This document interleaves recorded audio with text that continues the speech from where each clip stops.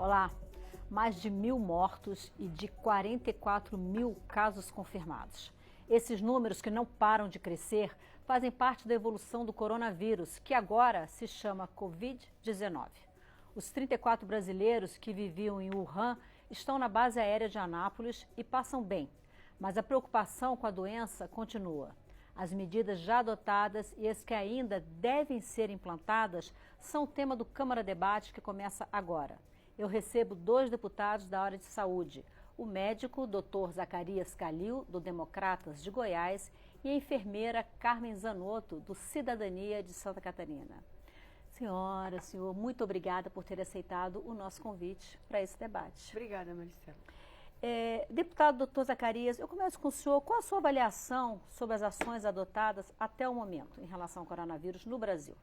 Eu achei de suma importância. Inclusive, eu participei da visita lá na base aérea de Anápolis, na sexta-feira, onde eu acompanhei o governador do estado, o ministro da Saúde, e os generais e o brigadeiro Macedo, no qual eles mostraram toda a estrutura montada na base, né? Inclusive a logística, a estratégia, desde a saída até o retorno ao Brasil. Assim, eu achei muito importante essa medida, né? Porque até então, até eu questionei, mas por que, né? Um custo altíssimo de estudo, que isso aí gera uma série de problemas, de pessoas questionando assim. Mas quando eu vi na realidade da gravidade da situação no qual os brasileiros pediram, né, ao governo que fosse buscá-lo, eu confesso para você que eu fiquei orgulhoso de ser brasileiro e de ser goiano, de ver aquela estrutura montada para que isso pudesse acontecer. Ou seja, você defendendo o cidadão brasileiro. É muito comum a gente ver aí nos jornais, televisão, nos filmes, né? As pessoas falarem assim, nossa, mas um americano é muito nacionalista, ele tem bandeira na casa dele, ele tem bandeira nos carros, tem tudo isso. E até então a gente fica só admirando as pessoas. Quando eu vi o que foi montado ali, eu falei, olha, eu vou te falar, tem que tirar o chapéu mesmo, né? E agradecer e ter orgulho de participar desse momento, né? Que eu acho de suma importância, da saúde, e o benefício que isso aí trouxe para os pacientes. E o gesto do país, né? Exatamente. Isso. Que o parlamento deu a resposta Exato. no momento, acredito eu, que deva ter sido o projeto de lei que com mais rapidez tramitou aqui na casa.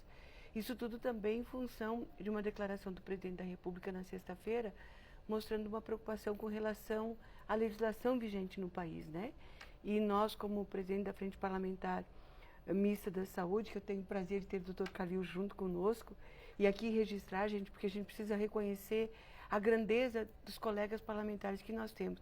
O Dr. Calil está sendo indicado para o Prêmio Nobel de Medicina, porque ele é um grande cirurgião pediátrico, e a gente fez esse gesto na Comissão de Seguridade Social e Família, que tem o apoio do nosso presidente Rodrigo Maia, presidente da Câmara, presidente do Senado, o senador Davi Alcolumbre, porque ele é um dos grandes cirurgiões de malformações congênitas, em especial de crianças siamesas. Então, tê-lo aqui conosco nessa mesa também tem esse significado do reconhecimento do conjunto de parlamentares.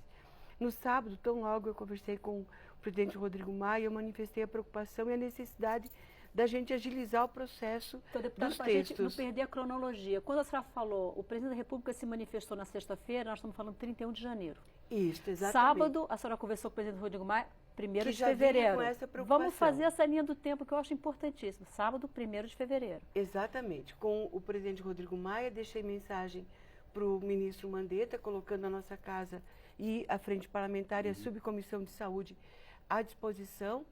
Na segunda, o Ministério já tinha um texto grande, aí eles enxugaram o texto. Dia 3 de fevereiro. Isso, dia 4, próximo ao meio-dia, chegou aqui na casa, e às 22 horas nós tínhamos o texto aprovado no plenário da Câmara. Isso passando o requerimento do Colégio de Líderes, que foi às 17 horas, o início dos trabalhos às 19 horas, e às 22 nós já tínhamos o texto pronto, inclusive com as emendas aprovadas no plenário da Câmara. Dia 4 de fevereiro. Isso. Então, assim, só para quem às vezes não acompanha muito o processo legislativo, esse projeto, o trâmite normal seria ele chegar à Câmara, ser despachado pelo presidente para as comissões permanentes, Comissão de Seguridade Social e Família, com certeza, e a CCJ, exato, depois ir ao plenário da Câmara junto com as outras pautas.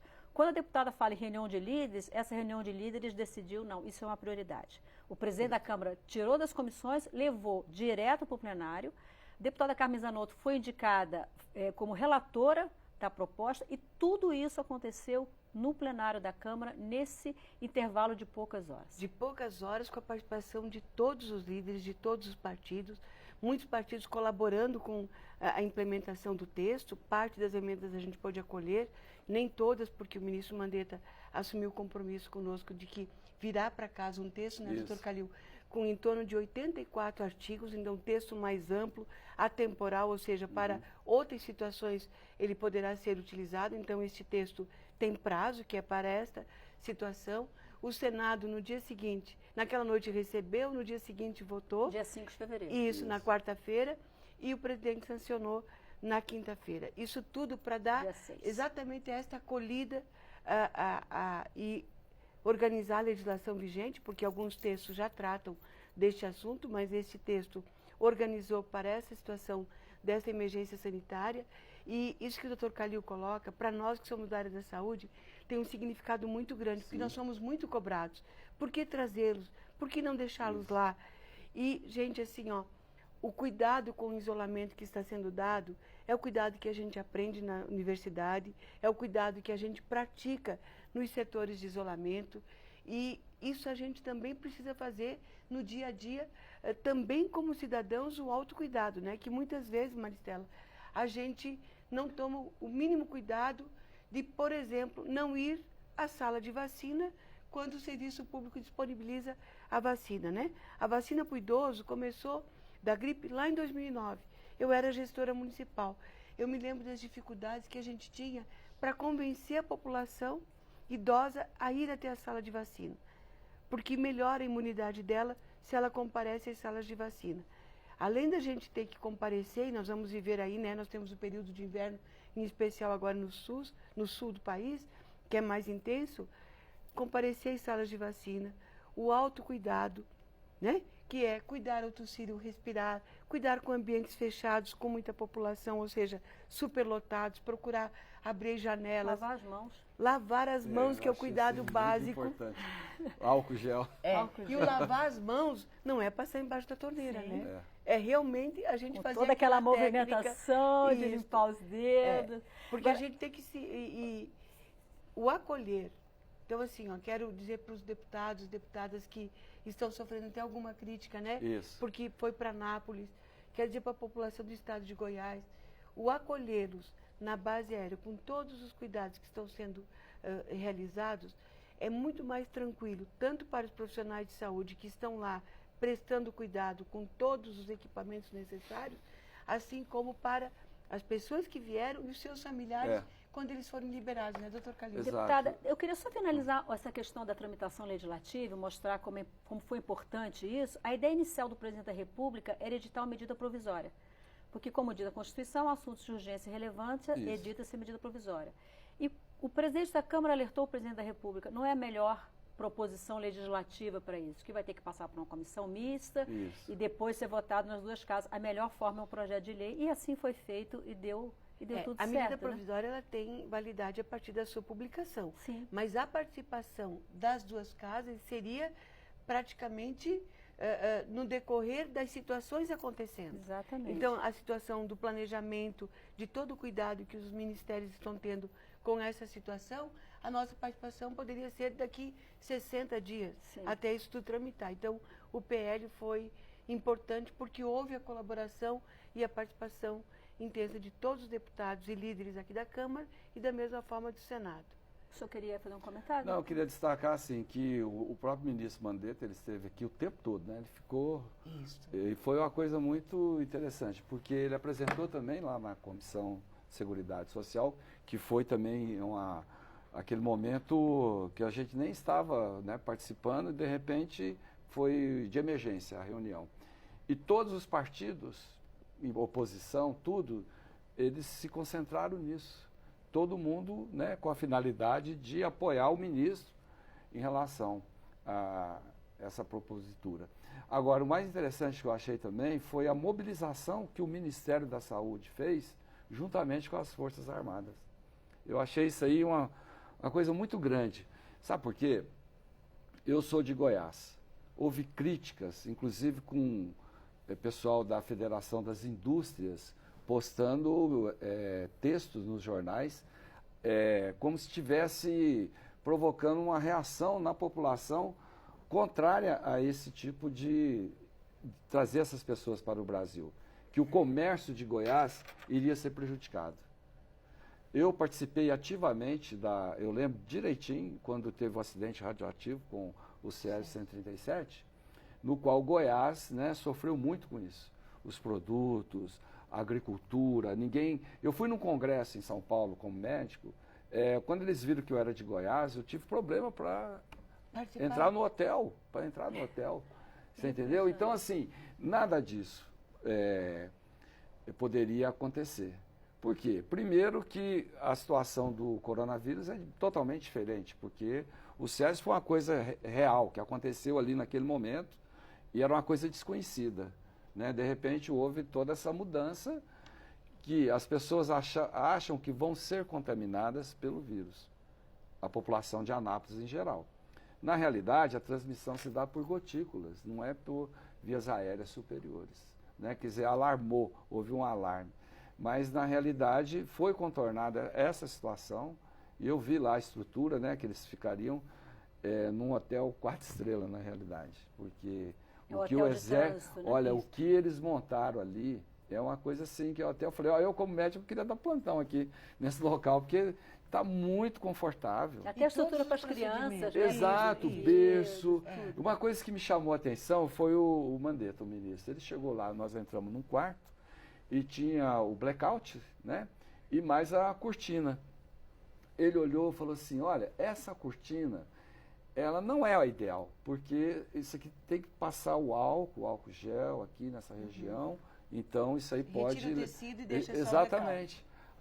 De repente, não, nós vamos providenciar. Quando nós fomos visitar os outros quartos, já não tinha mais a cortina.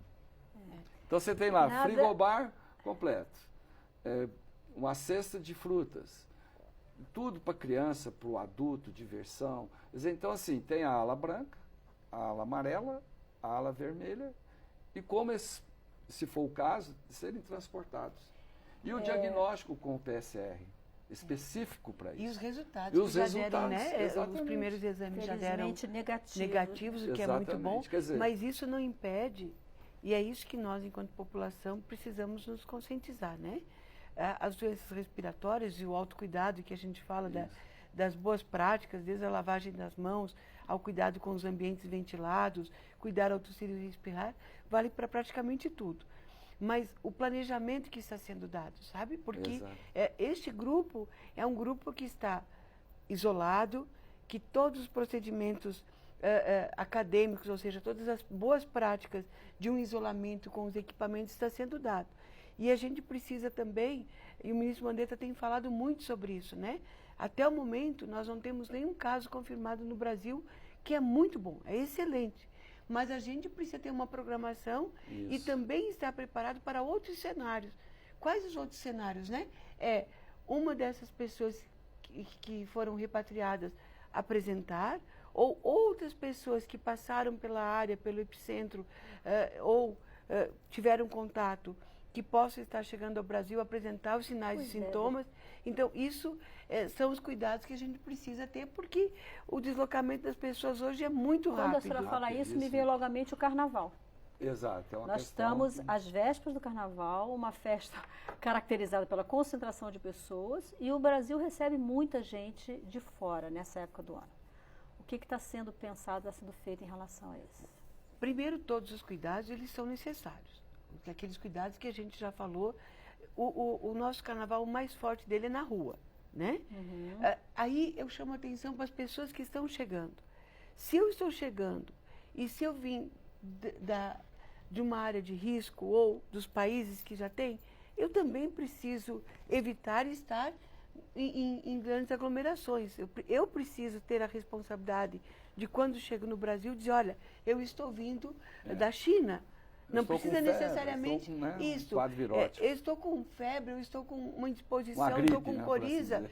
Eu também tenho que tomar, sabe? Eu acho que a responsabilidade de cada um de nós, enquanto cidadãos, ela tem que ser muito grande. Porque dizer que nós não vamos ter o carnaval, doutor Calil, o senhor que é médico, dá para a gente dizer num país que essa é uma grande festividade, ela faz parte da nossa cultura, proibir as festas de carnaval é impossível. Agora, mas orientar, e o Ministério da Saúde está também trabalhando para essas orientações com relação aos ambientes. E tem o outro lado também, né, doutor? O senhor comentou há pouco que o senhor foi alvo de preconceito na época do SED 137. Exato. E a gente já sabe, já viu vídeo circulando na imprensa e tal, de brasileiros e europeus também, em seus países, que quando vem um asiático, né, que acha que é um chinês, já tem uma ação preconceituosa, já acha que aquela pessoa obrigatoriamente é portador. É portador. Muitas vezes aquela pessoa nunca nem saiu do país. Ela tem o olhinho puxado, mas nasceu aqui, nunca foi à China. Né? Então a gente também tem que ter, nós que vamos receber essas pessoas, também tem que ter consciência em relação a isso. Exato. E uma coisa que chama atenção, por exemplo, é falar assim, mas não precisava fazer toda essa estrutura. Claro que precisa. Porque se você não fizer e ter um caso, e aí? A vida é muito preciosa. Sim. A gente não pode, né? E daí é a omissão do governo. É a omissão do governo. Seria a omissão do governo, por isso que isso é importante. Corretamente. Eu agiria da mesma maneira. Essa medida provisória que foi editada agora, dia 10 de fevereiro, a 921, ela abre um crédito extraordinário de mais de 11 milhões de reais para o Ministério da Defesa. Acredito que também não vai haver dificuldade alguma na aprovação dessa medida provisória, né? Também não acredito. E tenho certeza, para esse fim, porque é exatamente para esse fim. Mas se o próprio Ministério da Saúde tiver necessidade de ampliação dos recursos, que nós sabemos que os recursos da saúde são muito limitados, e a gente está sob a égide da Emenda Constitucional 95, que é o teto de gastos em todos os setores. Nós, da Comissão de Seguridade Social e Família, da Frente Parlamentar Mista da Saúde, nós não vamos medir esforços para a gente buscar, junto com a Comissão Mista do Orçamento, o remanejamento orçamentário e garantir os recursos necessários para que o país esteja preparado. Quando o ministro Mandetta coloca que ele está comprando luvas, máscaras, aventais para proteção, esses equipamentos, tomara que não precisem serem utilizados. E eles não serão desperdiçados, não irão ser jogados fora, porque a gente usa isso no dia a dia nos serviços de saúde. Então, ter um estoque de segurança... Já estava em falta, né? Ter um estoque de segurança também é ter um bom planejamento para aquilo que a gente vai enfrentar. E se para a gente poder ter um estoque de segurança, a gente precisa de mais recursos para a área da saúde, nós vamos trabalhar com certeza aqui na casa para garantir. Não será omissão do Congresso, eu tenho certeza que vai dificultar a vida. Eu achei interessante também, ele anunciou lá, por exemplo, o Goiás tem um laboratório central, né? O LACEN. E ele equipou o laboratório. Eu perguntei até para ele, ministro, quanto tempo a gente faria o diagnóstico de uma patologia dessa? Ele falou o seguinte, nós tivemos vários casos suspeitos, é feita uma virologia desses pacientes, a maioria é afastado, né, portadores de influenza, alguma outra coisa assim. Agora, com o específico, um dia. Agora, em Goiás, você colher de manhã, 1 hora, 2 horas, você já tem o diagnóstico. Pois é, o Brasil... Quer dizer, todo mundo ganha com isso, né? Maristela, nós temos uma coisa que a gente precisa reconhecer. Quando as pessoas falam do SUS, a gente vê só uma parte do SUS. A gente vê a parte de uma emergência superlotada, a gente vê a dificuldade num exame de alto custo ou de uma consulta especializada. Mas a expertise, o conhecimento que o Sistema Único de Saúde tem no Brasil, a qualidade dos trabalhadores da área da saúde, e aqui eu quero destacar de todos, mas neste caso, por exemplo, a expertise que tem a Secretaria Nacional de Vigilância e Saúde, a nossa Anvisa, as nossas vigilâncias sanitárias e vigilância epidemiológica nos estados. E isso tudo se reproduz nos municípios. E esse saber ele vai passando e vai se aperfeiçoando durante o tempo. Então, a gente precisa reconhecer porque eles, além de serem estudiosos, eles vivem o dia a dia nos municípios. Então, todas as ações da vigilância sanitária, da vigilância epidemiológica em cada um dos municípios, são ações da saúde que estão dando esses resultados nos nossos LACENs, que são os laboratórios públicos. Deputado, exato, inclusive que estão à frente disso, não é isso? Acho que é importante dizer. E lembrar também, quando a gente fala da excelência do SUS, que o SUS, salvo engano da minha parte, é o maior programa de transplante de órgãos coordenado pelo setor, pelo poder público do planeta. Financiado com recursos públicos. Então, do planeta. Nós temos dificuldades por no exemplo, sistema único de saúde, mas a gente tem excelentes resultados também. Eu cresci no serviço público, né? Eu ingressei.